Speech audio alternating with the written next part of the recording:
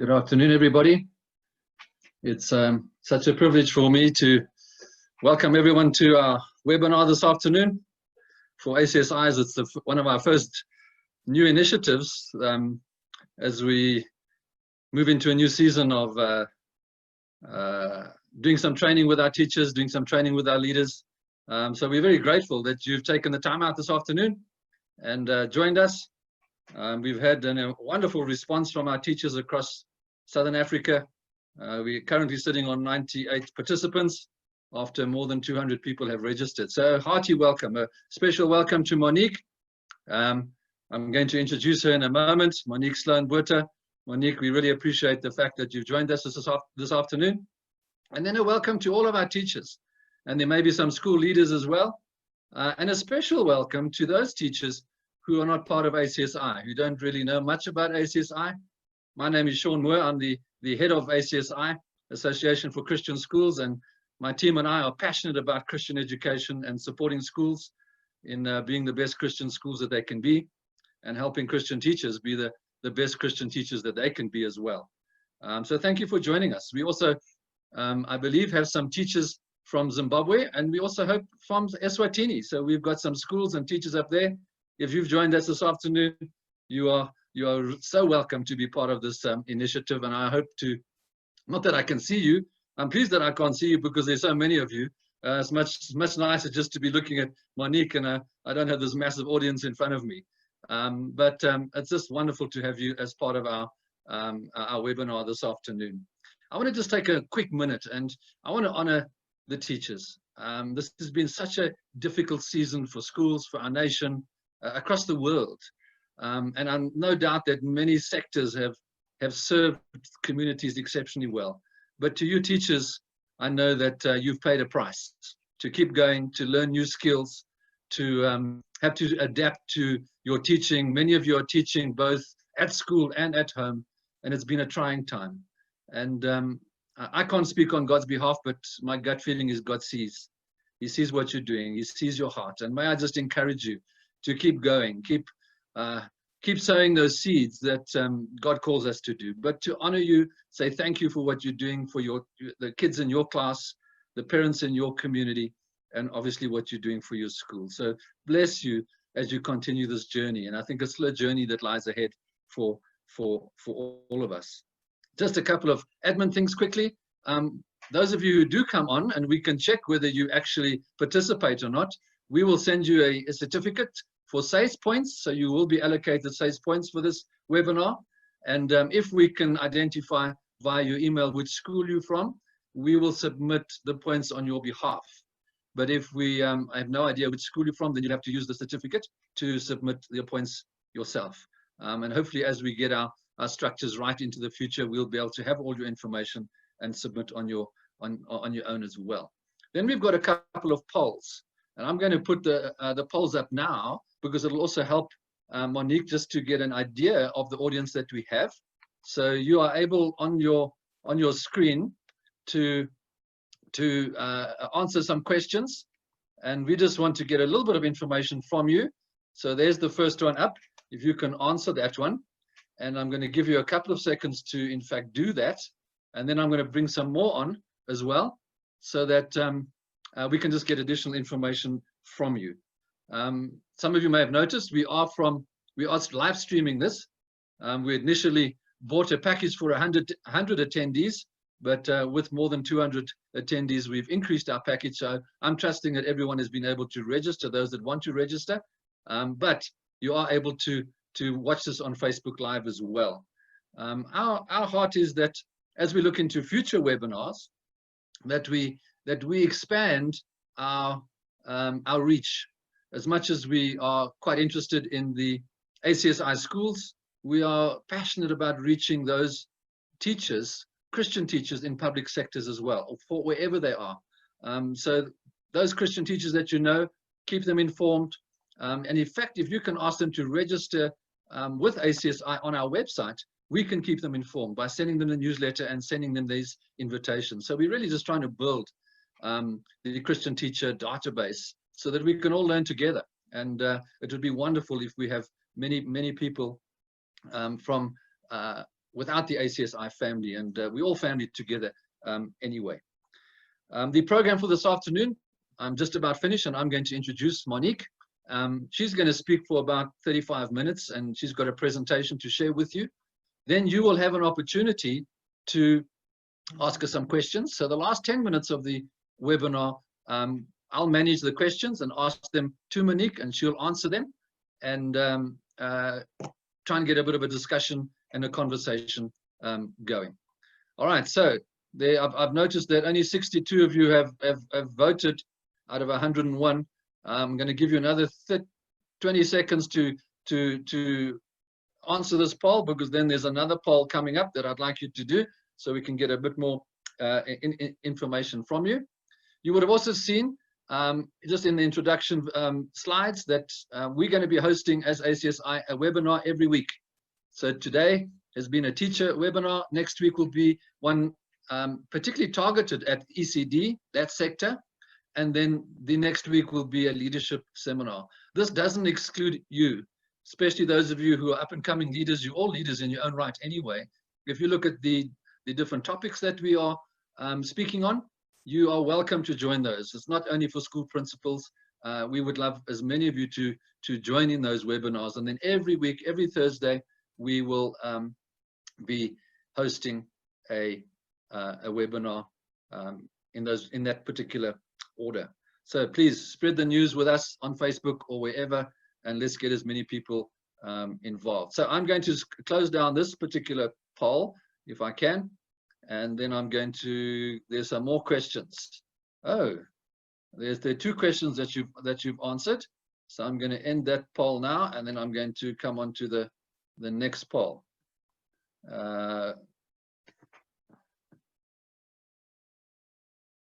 Okay, so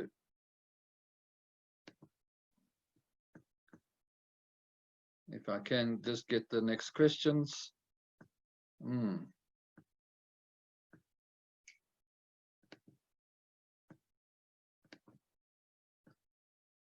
Share results. I can't get the next questions.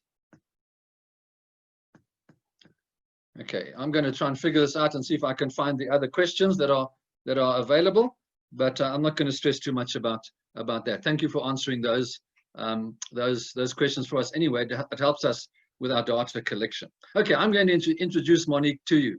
Monique is there on the screen with us. Monique, like us, has been a teacher initially, and she taught business studies, and she taught for a while at Robin Hills, King's School Robin Hills, which is one of our family, and then at Northcliffe High, and then went on to do her master's in psychology, and she is now a registered psychologist, and that's the field in which she's working at the moment, is specializing in industrial psychology, and then also has done a tremendous amount of work as a behavioral scientist. So from our side, we're delighted that the heart is right, and the experience is right. And just when we got to know of Monique and what she's able to share with us, we've been very encouraged about the difference that she's made. So Monique, welcome to you. Before you start your presentation, I'd like to just pray for you especially, but just pray for everyone. So let's all just close our eyes wherever we are this afternoon. Heavenly Father, thank you so much for this afternoon.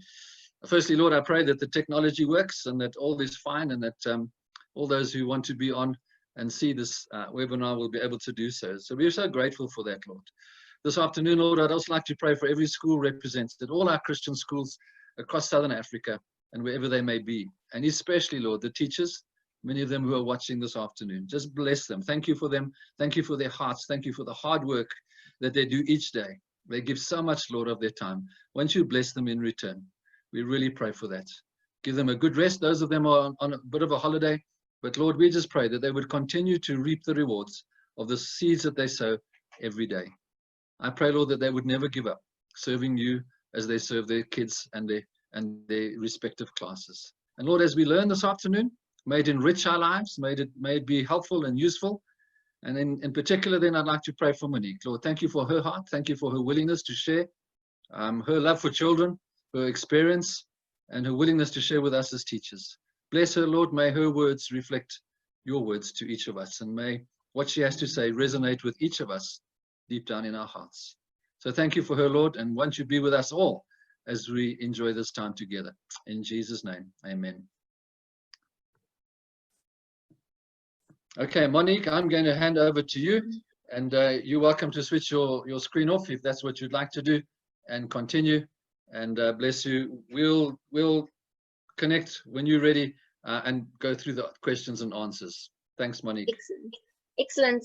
Thanks so much for that introduction, Sean, and thank you to ACSI for your leadership during this time. I think it is so pivotal for teachers and principals to have some sort of contact with other teachers and principals and a forum in which they can ask questions and engage with each other.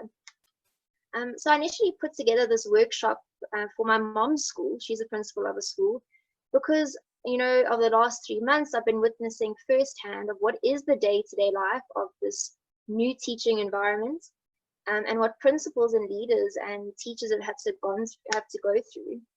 And I was extremely concerned at, you know, what is going to be the mental state of teachers and children when they return to school, and who is going to address this mental state, because at the moment I think the main focus is to get all those PPE elements in place and to tick all the boxes, and rightly so. That is what you need to do in order to open your school, and teachers might not have the time to really put together the resources to address the issue of mental health at this stage.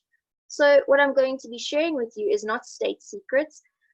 It is resources that I've learned and that I've pulled together to just help teachers so that they don't have to go and do this themselves. And I do have a resource pack which I am willing to share with anybody that wants it after this. I'd like to first start off by just commending all of you. Congratulations on surviving the last 12 weeks and for contributing to society through education and handling it with such grace and fierceness, because I think that's what we needed in order to get through this time. Quick overview of what today's agenda is so that you know what this talk is about. First, I really want to try and acknowledge what have we been through the last 3 months and how our brains might be responding to this. Secondly, to understand how the children might be responding to this, because they are our first priority at this stage. And then lastly, to just shine some light on you as an individual and how to ensure that your own tank is full during this time. All right, so I'm going to switch off my video so that you can fully focus on the content. If you would like to take down some notes, you are more than welcome. Okay, so firstly, I'd like to discuss something called the brain's organizing principle. Now, we constantly move from a threat to a reward state in our brains. And threats usually last longer, so they linger in our brains because we're trying to figure out, how am I going to reinstate my safety in society? Now, the biggest threats that our brains experience are actually social ones. So for example, if you've ever been through a breakup, you would have probably experienced it as your heart was physically, aching. And that's because social pain is actually resembled as physical pain within the brain. It's targeted the same area of the brain. And if we think about what we've just been through, we've been through quite a social threat. We have physically been told that we cannot be together, and we have been challenged to physically distance ourselves from people. And that could have a major impact on our brains. Now, firstly, what I'd like to focus on is, what are these triggers? Now, there are 5 main triggers that push our brains into a threat or reward state. And as we go through these, I really want you to reflect on how has lockdown triggered some of these elements for you. So the first one is status. And status is referred to as how valued or acknowledged do you feel by others. Now, if we think about what you have just been through, your professional identity was heavily challenged. All of a sudden, you had to shift to a new paradigm, and you had to become an online teacher.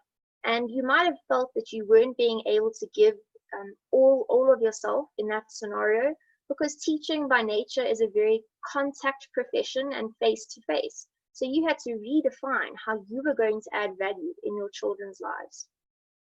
The second one is certainty, our ability to predict outcomes.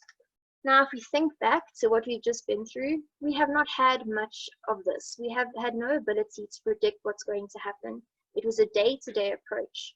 So our entire sense of future thinking was very challenged. The third is autonomy. How much control and options and choices do I have right now? We haven't had much of that over the last 12 weeks. And, you know, being born into a free society, we have had the luxury of being able to have a lot of control over our circumstances, and we've been challenged in that arena. The fourth is relatedness. How connected and safe do you feel with others? Now, right now, we are being told that we should not be physically close to one another, and that the person next to us might actually cause us danger. So our brains are constantly being challenged and feeling an element of threat because we cannot be together. And the last one is fairness. How do you perceive what's happening right now, and how fair is it? Now, if I refer back to the 5 lockdown levels, that is a typical example of how we might be feeling that this is unfair. You know, why does this industry get to open and I cannot? And once again, we have now experienced all 5 of the major triggers in a short space of time, and we've been physically distanced from one another, so we couldn't even lean on each other for a lot of support. And my point, Jay, is that if you do feel off balance at this time, it's because your brain is experiencing all of these triggers at once, and threat lingers, and it's going to take us a little bit of time to get us back into that reward mode. So how do we get there? How do we get back to sort of a happy space within our brains that gives us that freedom to make better decisions and to feel a little bit more relaxed? And there's 5 ways, and you may have read some of these on social media, and it's always it's easier to read things than to apply them. But the first one is routine. And right now, I've had a lot of interaction with teachers that have gone back the last 2 weeks, and they've said that they actually feel a lot better because they have that day to day. They have a reason to get up in the morning, and they have a little bit more structure. And that's really great for our brains to just get back into that happy space. The second one is standards. And I like to think of this one as, you know, I got my nails done this week, and I got my hair done, and I got to dress up, and I got to put on makeup. And that was great. That's an element of just getting up and having purpose for the day, and also feeling good about yourself, having an expectation for what you want to achieve in that day. The third is downtime. Now, I don't think teachers have had a lot of this in the last few months because of the blurred boundaries that technology has created. There is no start or end to the day, and parents have had a lot more open contact with the teachers via WhatsApp and Zoom. And so we haven't actually given our brains a lot of time to just sit down and process and relax. The fourth one is de-escalating conflict. Now, because our brains are experiencing this threat, by nature as humans, this might come out in not the greatest of ways because we're unsure of how to deal with all that we're feeling. And the best thing you can do is just try to calm the situation down, and especially with the last one, communicating, having an open conversation about how you're feeling. Now, when I read through these 5 ways to sort of get us back into a reward state, I thought to myself, wow, this is actually a school environment. These are the 5 things that a school environment offers to children and to their teachers and to their non-teaching staff. And what a great contribution you can make in getting yourselves back into a good space, but also getting the children back into a routine where they have standards, where they have the ability to communicate and express who they are and how they are feeling. All right. So the next part of the discussion is really about the children. And my concern is that, you know, as adults, we've all been through something quite traumatic over the last 3 months, but the children have also been going through the same thing. However, they haven't had the exposure to the news and to social media like we have, and might not have been able to condition their brains to feeling a little bit more at ease and a little bit more educated about COVID-19.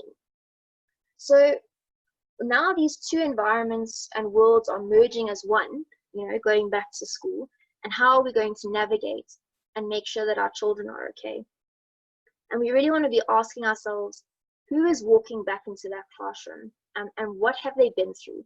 So the first thing that I really want teachers to consider is that schools closed very suddenly. You know, one day it was open, the next day it was closed, and children were given really no time to prep. And then it suddenly opened. You know, they had one weekend to sort of get themselves back onto the horse, and it's really not good for our brains to have no prep time. So that would have been quite stressful for them. The next is that they've been at home for 3 months with their parents. And for some, that might have been a really great time with lots of bonding and quite happy memories. And for others, it might have been a very, stressful time where their parents were having to deal with their own mental health, such as losing their jobs or, a salary cut, having to work from home. Being with their partners for 3 months and spending a lot more time together might have created, some marriage problems. Having to homeschool their children, not everyone is born to be a teacher. And how did that environment sort of, reflect on the child's way of dealing with the last 3 months? And, was it a good time for them or wasn't? And we're going to be chatting about how we can have those conversations with children. And then lastly, they've had to also deal with the unknown, scary pandemic. And maybe they don't have the vocabulary right now to understand what it really is, and what role can teachers play in helping navigate those questions and those fears. Okay, so children are going to return to school probably with two things: a slightly heightened sense of anxiety and probably lots of questions. Now, anxiety is such a tainted word in our society, and I really don't want you to feel that you are diagnosing children with a disorder. Anxiety is simply our body sensing danger. And we all have an element of anxiety in us. And if we think about our current context, we are all sensing an element of danger all the time. An invisible virus that we're not always sure of, where we get it from. And feeling safe is really key to our body functioning. So children might be experiencing some anxiety, and there's two things I'd like to discuss. First, how do you identify anxiety in children? And I'd like to just clarify, not diagnosing an anxiety disorder, how to identify an element of an anxiety. The first is to just check in with your kids. Firstly, reframing the positive. What are you looking forward to? Because I think people are just so stuck in the now and getting the day by day, and we're forgetting that there's going to be a life after this that we can still look forward to and have dreams and have goals. And secondly, what are you worried about? Don't be afraid to ask those questions, because they are worried. They just might not be saying it. The secondly is to just monitor behavior, especially in the ECD range. Things to look out for: the child that is very distracted, or the extrovert that is now not saying a word. Where have my talkers gone? And I've heard a lot of teachers telling me since they've got back that children aren't asking as many questions, they're not really engaging in the learning experience, and that's not anything to reflect on your teaching. It's because they're processing a whole lot of information and feelings that they're not quite sure how to work through. So look out for that. Physical pain. Anxiety and fear is a physiological feeling. It comes from the vagus nerve, and it is going to be reflected as physical pain sometimes. So such as, I have a sore stomach, or I have a headache. Keep a listen out for any sort of hint to that they're not sleeping well, or if they're not eating, if their eating habits have changed. And make sure that you get that feedback loop with the parents. Let the parent know what behavior the child is showing. We are so quick to sweep behavior under the carpet. Oh, don't worry about your tummy pain, you'll feel better later. And that is a good coping mechanism, but right now it might be indicating something else. So you really want to keep tabs on that. Some solutions of how you as a teacher, as a mom, as a father, can reduce anxiety in children. The first is calm check-ins, and teachers are so good at this naturally. Getting down on the child's level and just saying to them, are you feeling okay? Can you tell me what you're feeling? Can you name it? And a great exercise here that you can do is a breathing exercise. And I want to quickly show you on my video. And it really sort of encapsulates all the senses. So have them have their hand out like this, and they can even place it on a wall or a piece of paper. And as they need to trace their fingers. So as they go up the finger, they breathe in. And as they go down the finger, they breathe out. Up the finger, breathe in. Down the finger, breathe out. And have them do that a few times. And what's important there is just getting some oxygen back into the body, really slowing down the heart rate, and just getting them to have a moment to just get their bodies back into that less threatened state. The second one is planning and communication. You really want to have a plan as a staff of what we're going to tell the children when they get back. And that's in the next section. The third one is my favorite, movement, because it's free and it costs you nothing. And that's just about getting the children to get out there, move around, dance, sing some songs. Might be a bit more challenging for the high school students, but there you could even just have them each bounce a ball, you know, just getting them to get out that frustration out their body and get the blood flowing. The fourth is a personal concern for me, which is being careful of how you reference the homeschooling, so the online teaching that you did in the last 3 months. And my concern here is that some learners would not have had that interaction from home. Their home life would not have been a conducive learning environment. And they might be quite afraid that they hadn't done all the work that you had set out for them.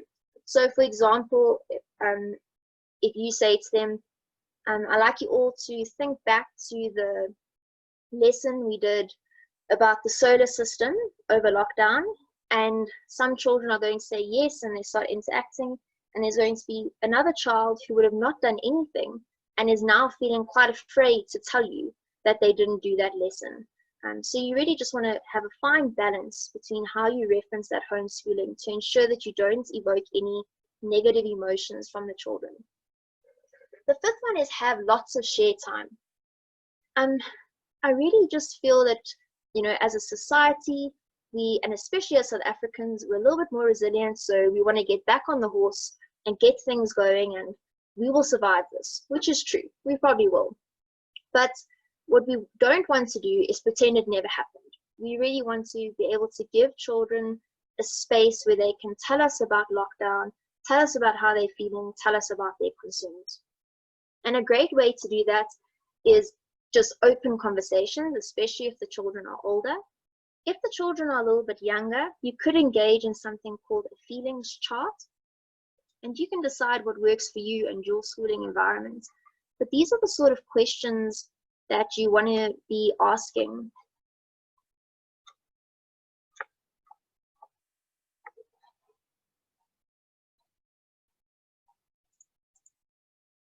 Sorry about that, some technical glitches. So there's a few ways you can engage in this. You could have this set up somewhere, and the children can come and place a smiley face next to the question that they feel was a good time, and a sad face next to the question they feel was not a good time. You could even just have a sad and happy face on each of the children's desks, and if they are feeling a little bit overwhelmed or anxious, they can just silently put the sad face, you know, on the corner of their desk, so it signals to you of how they're feeling. Especially for what I referenced earlier about those children that aren't engaging in the classroom. You know, I just think back to teaching maths and how important it was for the child to let me know that they weren't understanding. And they're going to be more reluctant to ask those questions now. One, because they haven't had a lot of stimulation, or a lack of stimulation over the last 3 months. And secondly, because they're wearing a mask and it's going to be uncomfortable to speak. So if you can have just an element in your classroom that allows that quiet, stressed child to let you know how they're feeling. And these are the 6 questions you really want to engage in your share time. Get them to let you know, how was it staying home from school? It might have been great. It might have been a very terrible 3 months. Let them get them to let you know how it was. We have not been seeing our friends. We have been doing things with our families. Some families have said this has been a great connecting time where they've become a lot closer. That is not a given for every family. It might have been the opposite. We are not allowed to stand too close to others. Or, all we've ever told children since the day they were born is we show love through hugging, through kissing, through letting our friends know that they're okay, and rubbing their back. And, it's a very physical connection that we have with humans. And now we're being told to do the exact opposite. So reconstructing their narrative of how do I now show my friend that I love them and I care about them. We have not been visiting our family. My heart is really with people who have not been able to see their grandparents, their aunts, their uncles. That's a really safe space for children at times. And how do they feel about not being able to visit their families? I've heard of a girl who said that she's so worried that she's going to bring the virus home and make her granny sick. And that's a massive burden for a child to bear. And we want to be able to know if that's what our children are feeling. And then lastly, getting a sense of how do they feel about washing their hands. For tactile children, this is going to be a nightmare. They are not going to enjoy it. Even as an adult, we get frustrated and we know that we have to do it for our safety. So don't be afraid to engage in these questions. All right, next, children are going to arrive with lots of questions, and teachers are not shy to this. We've been asked lots of strange questions in our time, but we've never been asked these questions. And it's so important now more than ever that we have a clear and unified answer as a staff group to these questions. Firstly, is it safe to be here? At this stage, I'd like to pause and just tell you about a few of the things I've heard children say during this time. I've heard them say, "Teacher, I don't feel safe." I've heard them say, I'm so worried about my friend. I'm so worried about my brother who's at school today. I've heard them say, "This is the worst break time I've ever had." And these are such sad questions, or statements for children to make, because all we want as a society is to make our children feel safe. And we can't promise them that for 100% certainty right now. And we need to try and create a narrative where we let them know what they can do to, ensure that they are safe. Have an answer for why I must wear a mask, why I can't hug my friend, why I can't play outside like I used to. Don't overshadow these and pretend they don't exist. We do need to have answers for our children. For the older children, my biggest concern is what I call micro losses. Now, we as adults have experienced many losses in our lives, death being one of the larger ones. But micro losses are things like the grade 7 child who never got to be netball captain now, the matric students who won't have a matric dance. These are losses to that child, and they might be harboring a lot of emotions about not being able to fulfill those in their lives. And it's a vital opportunity for teachers and their parents to teach them about what is a loss and to really reframe it as, what else can I gain from this experience? And most importantly, being able to let them speak about it and grieve their loss, because not having a matric dance and not being netball captain might be the most devastating thing this child has been through to date. I've given some resources of how you can construct this narrative and the sort of conversations that you can have and what dialect to use. The first two main suggestions is that we really as a society should stop saying social distancing and rather say physical distancing, because we can still remain social whilst being physically distant. And that's just been a really important mindset change for me and as a family. The second is we are doing this to protect one another. Even as adults, we are struggling with this concept, and we need to relay this back to our children, that this is a period in time and everything we do is to protect one another, not because it is a rule or a task handed down by governments. I have some resources which you can easily find available online. They are all free. The first two are books called My Hero Is You and The Oak Tree Book. There's also a really great YouTube video called Coronavirus Explained for Kids. And I really want to encourage teachers to watch and read all of these and not necessarily pick one or the other, but have a dialect and a conversation in mind, so that when they ask you the above 5 questions, you have an answer for them. And you really want to have a unified message as a staff group, so that one teacher is not saying something different from the other teacher. I do have a resource sheet which I will ask Sean to share with everyone that attends. Okay. The last portion of this workshop is about you. And this is when everyone gets a little bit uncomfortable, because as teachers, we are so focused on giving to others, and we give ourselves very little opportunity to give back to who we are and to understand what we've been through. My first point I'd like to make here is just give yourself grace. What you have been through has been traumatic, and whether it was a good or a bad time, it is okay for you to acknowledge that. I'd like everyone to, in some way or form, it doesn't have to be now, but within the next few days, is to reflect on these 4 questions. What have you learned during this time? What have you gained? And I've had a teacher tell me she gained weight, which is also okay. What have you lost? And what are your concerns? And the last 2 are a little bit more negative, and they're going to be tough to answer, but they are so important for you to understand what you're feeling and to acknowledge that it's okay if this wasn't a great time in your life. What are your concerns?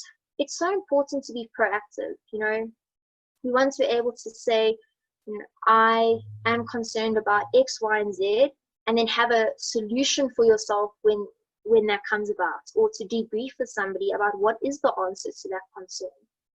The first 2 are more positive, and post-traumatic growth is not a given for everybody. So if you can't answer those 2, don't feel like it's wrong. You know, I really felt so discouraged by society when everyone said that we have to come out of this pandemic having learned a new skill, or, you know, with a 6-pack, or come out with something good. And that's not true. This was not a time for you to engage with your hobbies and your skill sets. It was a traumatic time where you were in survival mode. If you did come out with some positives, excellent. If you didn't, it's also okay. As a staff, if you can have the openness to discuss these questions with each other, it would be a great therapeutic moment. So time and time again, in many research projects, it is said that teaching is one of the most stressful jobs and incurs burnout. It's very closely related to nursing as one of the most stressful and emotionally taxing jobs. And that is a scientific fact. So give yourself a round of applause there. What we need to engage with right now is to understand that you cannot fill someone else's tank if your tank is empty. And I have been doing some practical workshops with teachers where I've given them these 9 questions, and I've asked them to answer one of them. And they really are just general questions that encourage you to carve out some time in your day for you as a person, to fill your own tank. And I can't tell you how many teachers could not answer one of these questions. And it's not uncommon. We are so focused on everybody else that we're not looking at ourselves, especially over the last little while because of the blurred boundaries and technology taking over our homes. So I really want to encourage you to, read through these questions and come up with an answer. and to force yourself to have me time in a day. And if each day is not possible, then have a weekly self date. It is so important that you afford yourself and your brain the time to process what you've been through, and more importantly, feed your own soul.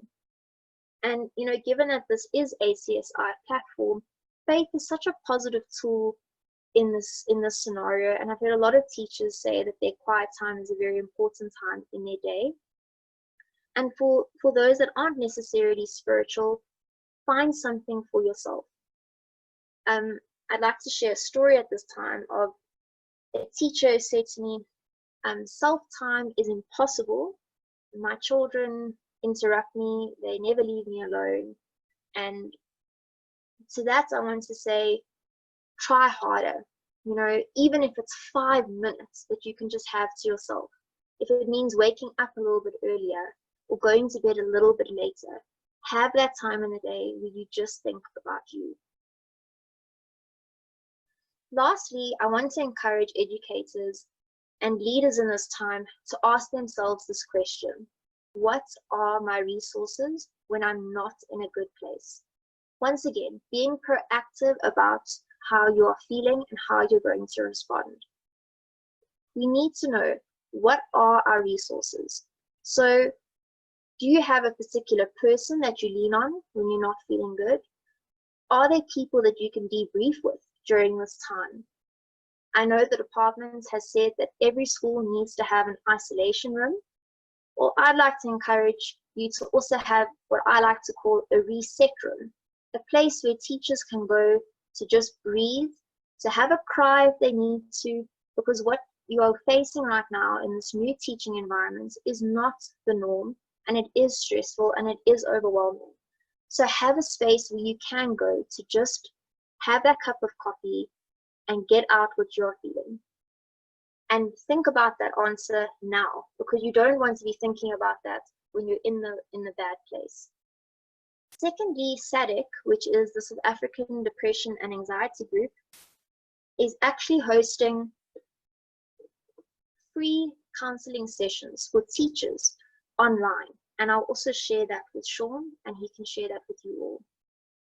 And lastly, and this is the one that challenges us most, is try and control your routine, your diet, trying to get in those hobbies that you love and make you who you are, and focusing on your health during this time. Try and regain control of your life by controlling the things that you can. Thank you so much, everyone. And Sean, that is all from me. We can move on to the Q&A. Thank you so much, Monique.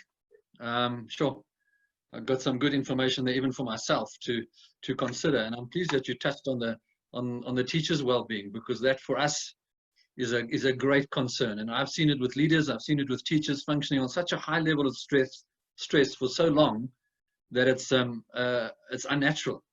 And I think how you've just described even how the brain functions has been particularly helpful. So thank you for that. And can I just encourage the teachers to, I love the analogy of functioning on an empty tank. If you can just use some of those practical ideas to fill your tank daily and gather perspective. I think when we live out of a better perspective, it's much easier for us to actually function.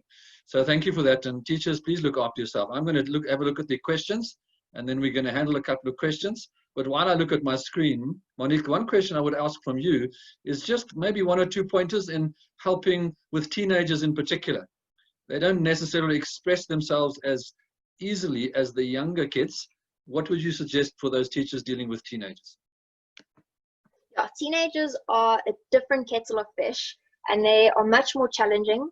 And just remembering that they don't have a fully developed frontal lobe, which means they don't have the full capacity of understanding what's going on, and that's why they're quite temperamental. And any high school teacher will tell you that. I think what's really important is the open conversations, which high school students don't always engage in a classroom setting. So your second option would just be to monitor their behavior. Really keep a close eye. we as humans our subtle non-verbal cues are actually quite strong, and we need to just keep an eye on that. So if you see a child that just doesn't seem themselves, don't be afraid to say, don't you want to come chat to me after class, and don't necessarily address it outright. Say to them, so how was lockdown for you? Or how was today's lesson? Try and approach it from a different angle. Teenagers don't respond well to that forced approach. So you just want to engage in conversation and let them know that you are there if they want to chat. And that is the open channel that you can arrange. Yeah, I think that's the key, is just to get them to communicate. So even those chat rooms that you suggest, or even for me, I just thought about, even in an English lesson, to sit down and write your story, because it gives them an opportunity to express themselves. So it's just the creativity of getting them to speak. And perhaps that's even a suggestion for all of us, is somehow to write down and reflect on the story, because we're so busy functioning in crisis mode, we're not actually taking time to do to fill those tanks and to actually go through the pain, go through the anger, go through those emotions that we ought to go through. We've been suppressing them because we've had to perform, and we get that. Okay, let's go through some questions. I've got questions from Rogers. I have some older learners who are exposed to the fake news narratives concerning COVID-19. How best can we address these? So talking around the fake news. Here is what I referenced about having a narrative as a staff, getting in front of the fake news. So, the first week back or the first few days back for any learners should just have been about, what have you been through and what is COVID-19? I think right now it's more important than ever for educators to educate themselves and to be up to date with the news on a daily basis. And here I would encourage leaders, or perhaps having a team leader in each grade, to say who's going to look at the news and who's going to give us a little report back each day, so that when the children do challenge you, you're not sort of stuck with no answer. You really want to be able to give them facts. Our brains respond really well to facts, and unfortunately, and also with regards to the fake news, is just trying to ensure that you belittle those small little chats in the classroom, not letting them all fuel each other with the fake news, ensuring that you keep a close ear on what they're saying and report back to them with the actual news. And that's going to be a story for you to sort of go and research, so that you give them the correct information. Good. So also, just to all the participants, if there are any more questions, why don't you type them in? I got a comment from Philippa, who said that we did a reflective essay that dealt with similar questions. And I think that's one of the things that we've experienced across the board is just the creativity of the teachers. They've come up with the most amazing lessons, the most amazing ways of doing online learning. So encourage you to continue with the creativity for the students, and again, dare I say it, for the teachers themselves. I'm hoping that leaders that are listening today will actually, if you haven't already, done those exercises as a staff, because I think, again, many of the teachers have been in survival mode and have just had to keep their head above water, that we haven't had time to do that. So possibly even the teachers that are watching today, perhaps you can even ask for that in your staff room. Ask your leader just to set aside some time where you can connect and just speak through the things. And we all know that often just speaking, we can't take away the facts and what's happened, but speaking about it is quite useful. Good. We've got another question from Trevor. How do you deal with a child in primary school who knows or has been affected by COVID? That's quite a technical question, but how would you respond to that? It's actually a question I've got quite a bit, and I actually got it this morning in one of my workshops. Look, it's a tricky one, because there is an element of confidentiality when it comes to your medical history. But here, I think there's two things. The first is you just want to encourage the children to support their friends through this time. And secondly, what the department is also, what they're also pushing is to decrease the stigma attached to this virus, and displaying it simply as it's like the flu, anybody can get it. Just having that narrative and having that story. And I think it was Trevor that asked. those resources that I provided also give you a really great, dialect to have with the children if those things do come up. Good. I think I like that answer. Then we've got another question from Colleen. We'll take two more. What would you suggest we keep in mind as we prepare the matrics for the finals? There's the normal exam stress, and I'm concerned about the added stress imposed by COVID on the academic year. I don't think Colleen's alone in this concern for the matrics in particular. Yeah. My heart is with matrics right now. I mean, I've seen matrics, the final exams is the most stressful thing they've ever been, through in their lives. And now they're having to deal with the pandemic on top of that. And here I'd like to encourage them to departmentalize. So I always say to the learners that I'm mentoring is set out a time in your day to worry about the pandemic, and then you switch off that part and you worry about your matric finals. So departmentalizing is a great way to just sort of box in what I'm feeling, deal with it, and then move on to the next task that I need to do. You can worry about things, but excessive worrying is not going to get you where you need to be.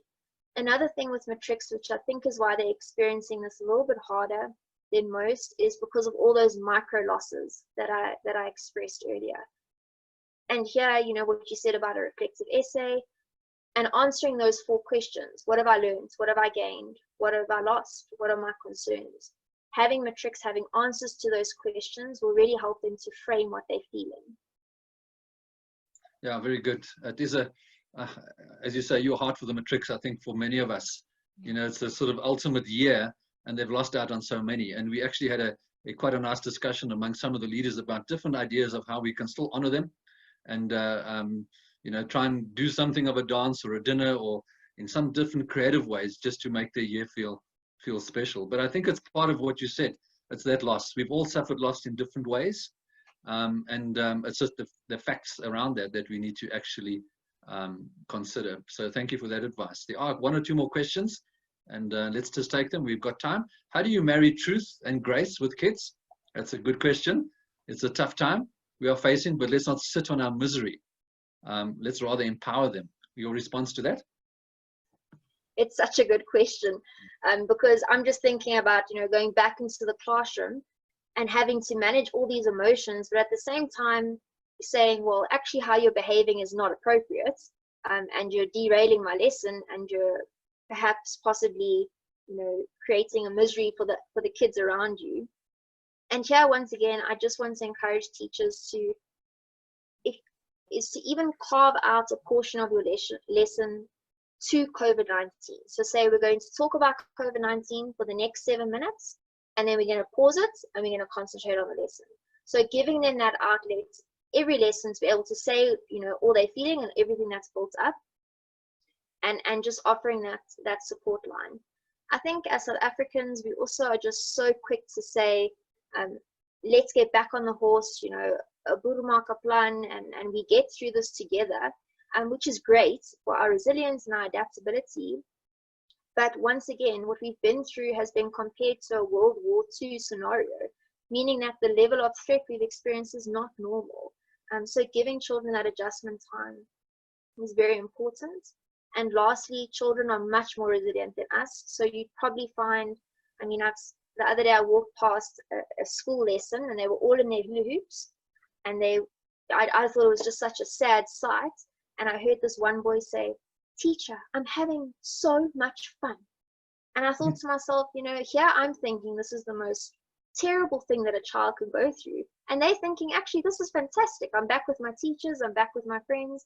So they're probably going to rebound a little bit quicker than what we think. Yeah, I agree with you. So often we function out of what we're feeling as adults, and we underestimate the children. But I love the thought about the truth and versus grace, and even the comment that you made around the false news. We have to tell the children the truth because they need to face this, and the best way to deal with any issue is to face the truth and the reality, and then turn it into a positive. What have we learned? What are we going to do about this going forward? So thank you for that. But it's difficult because we tend to want to be a little bit more lenient because we're all suffering, and sometimes that's not always the best way to go forward. So that's where discernment and God's Spirit can help us in making those decisions the best way I would probably lean on it being a little bit more lenient for now, because it has been traumatic.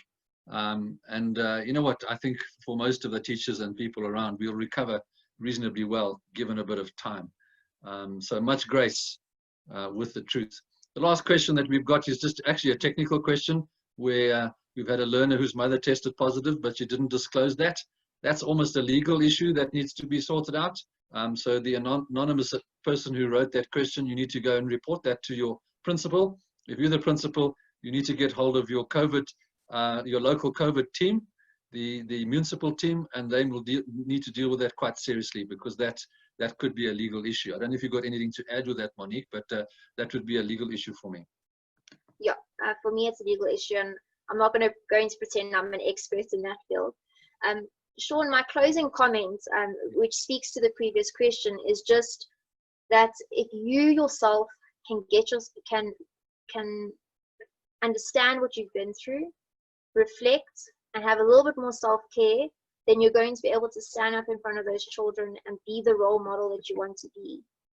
And just through that inner strength, you'll be able to answer all these questions that you've just posed and handle them with grace. Amen. Thank you very much. I'm going to launch 2 more polling questions. I found out how to do them. So there's the Good first job. one. Just so we can get a sense of who was there. So if you would just fill that in. And then while I'm doing that, and then I'm just going to say thank you to Monique. Just a big apology to everyone, especially those of you who tried to register and you couldn't. We thought by upgrading the package that we had would allow us to get up to 500 people, but it obviously didn't happen for this one.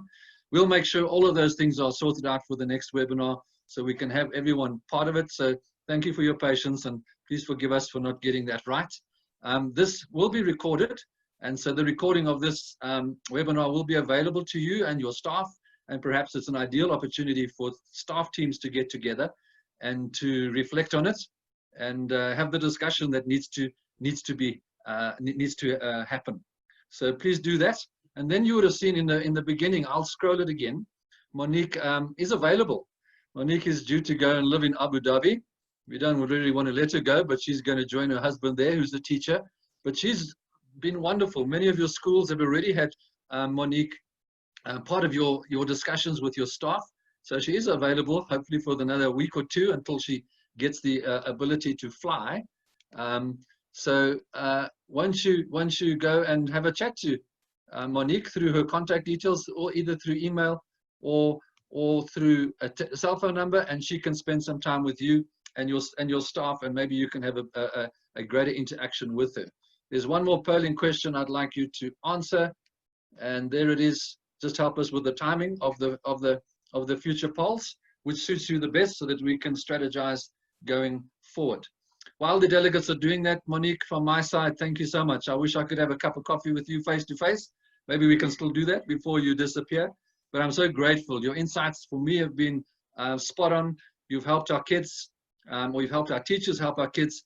But not more importantly, but just as importantly, you've helped our teachers just be aware of certain things that they ought to be thinking about, and even practically what they could be putting in place for themselves. Again, what stood out for me again this afternoon was us as teachers, as leaders, functioning out of a full tank rather than an empty tank. And we need to be diligent about that. We need to be intentional about that. And then as we function out of a full tank, you know, even scripture talks about the overflow that we share with our children. Then we can be diligent in connecting with the kids per se. And we want to just wish everybody well. A reminder to everyone, this is a weekly webinar. Next week we've got an ECD occupational therapist. She's going to be part of the webinar, especially talking around ECD, but I'm sure what she shares will be relevant to other teachers. So feel free to join that one, and we'll get our technology sorted out. The week after, we've got a leadership webinar, and we really want to pick up this conversation about racism again, and prejudice.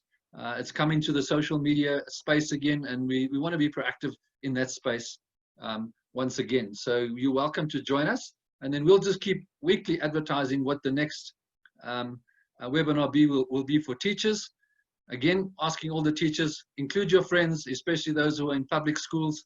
We would love to include them in part of this, our communication with them, and part of these webinars, so that we all learn together. May the Lord bless you.